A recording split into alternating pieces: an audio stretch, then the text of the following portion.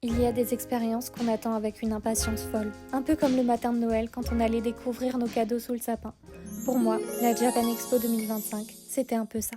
Tout a commencé par un road trip depuis l'Alsace, 4 heures de route avec une playlist au top et l'excitation qui montait à chaque kilomètre.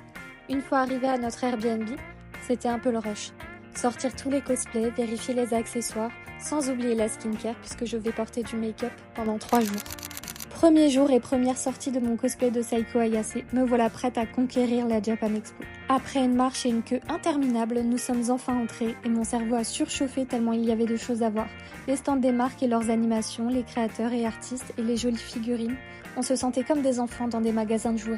On en a profité pour faire quelques achats lors du drop Celio for Junji Ito et pour visiter l'expo mettant à l'honneur le maître de l'horreur.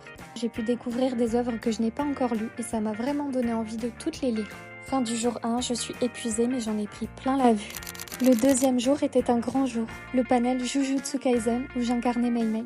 Après presque un an de préparation, c'était génial de rencontrer tout le monde en vrai, de partager la scène. Bon, malgré mon bon sens de l'orientation, on a réussi à se perdre pendant près d'une heure avec Maito. Mais l'énergie du groupe était top, tout le monde a été super gentil et je suis vraiment fière de notre prestation. Je suis vraiment très reconnaissante de cette expérience qui m'a à nouveau sortie de ma zone de confort. Le dernier jour en Kaguya Naruto était un mélange de fierté et de fatigue. Malgré l'épuisement et les lentilles avec lesquelles je ne vois pas grand chose, j'étais déterminée à profiter un maximum de cette dernière journée. Faire un dernier tour, assister à des masterclass, voir ce qui se passe sur scène. Mon cosplay a été très apprécié et très bien reçu et même validé par Elia Vu. Bref, la Japan Expo, c'est intense, épuisant et franchement coûteux, mais c'est aussi une aventure humaine, pleine de découvertes et de moments de partage avec d'autres passionnés.